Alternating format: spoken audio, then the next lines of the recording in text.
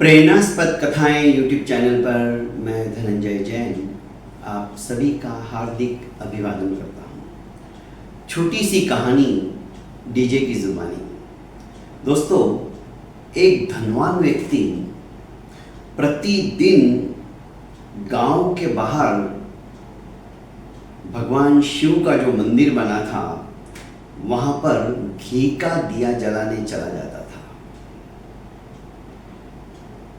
ये उसका क्रम बरसों से चालू था और इसमें कभी भी उसने खंडितता नहीं बताई। उसी गांव के अंदर एक भोला किसान मध्यम स्थिति का था, पर वो भी एक दिया जलाता था और मंदिर के रास्ते में जो कि अंधकार से परिपूर्ण था वहां पर जाकर सरसों के तेल का दिया जलाकर आ जाता था। उसका भी यह सिलसिला बरसों से चालू था। जब दोनों की मृत्यु होती है, सेठ की और इस मध्यम वर्गीय किसान की, दोनों मृत्यु लोक से देवलोक की गति में प्रस्थान करते हैं। यमदूत इस मध्यम वर्गीय व्यक्ति को इतनी सारी सुख सुविधाओं से संपन्न महल के अंदर प्रवेश का आदेश देते हैं, तो इस सेठ को ठीक ठीक निम्न स्तरीय सुख सुविधाओं से संपन्न ऐसे स्थान का रहने के लिए नियोजन कर देते हैं। अब होता क्या है, जब सेठ देखता है कि इस मध्यम वर्गीय व्यक्ति को भगवान ने इतनी सारी सुख सुविधाएं दे दी हैं और मुझे इतनी नहीं, जबकि मैं तो भगवान के खुद के मंदिर के अंदर दिया जलाता था, उससे रहा नहीं गया। वो सीधा भगवान के पास गया और कहा कि प्रभु,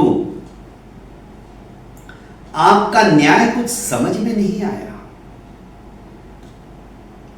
दिया इसने भी जलाया है, दिया मैंने भी जलाया है, पर इसने वीरान जंगल के रास्ते में दिया जलाया है और मैंने तो स्वयं आपके मंदिर के अंदर दिया जलाया है, और वो भी घी का। तो इससे ज्यादा पुण्य तो मेरा हुआ ना। आपने भेदभाव क्यों किया? ये तो सरसों के तेल का दिया जलाता था। भगवान मुस्कुराए और कहने लगे कि हे पुण्यात्मन, पुण्य की जो महत्ता होती है ना, वो मूल्य के आधार पर कभी नहीं होती है, कार्य की उपयोगिता के आधार पर होती है। मेरा मंदिर पहले से ही प्रकाश से प्रकाशित था। तुम वहां पे दिया जलाते नहीं भी जलाते तो इतना कोई महत्व नहीं है उस बात का। बस तुम्हारी भावना अत्यंत भक्तिमय होनी चाहिए, यही महत्व रखता है। पर इस व्यक्ति ने मेरे मंदिर तक आने जाने वाले लोगों को कहीं तकलीफ ना हो जाए, उनका रास्ता सुगम हो जाए, गमनागमन में किसी को भी कोई परेशानी ना हो, ये सोचकर माना कि उसने सरसों के तेल का दीपक जलाया, पर लोगों को अंधकार से प्रकाश दिलाते हुए, दिखाते हुए मेरी मंजिल तक पहुंचने का उसने रास्ता बताया। इसलिए उसकी पुण्य की उपयोगिता उसके कार्य से प्रदर्शित होती है।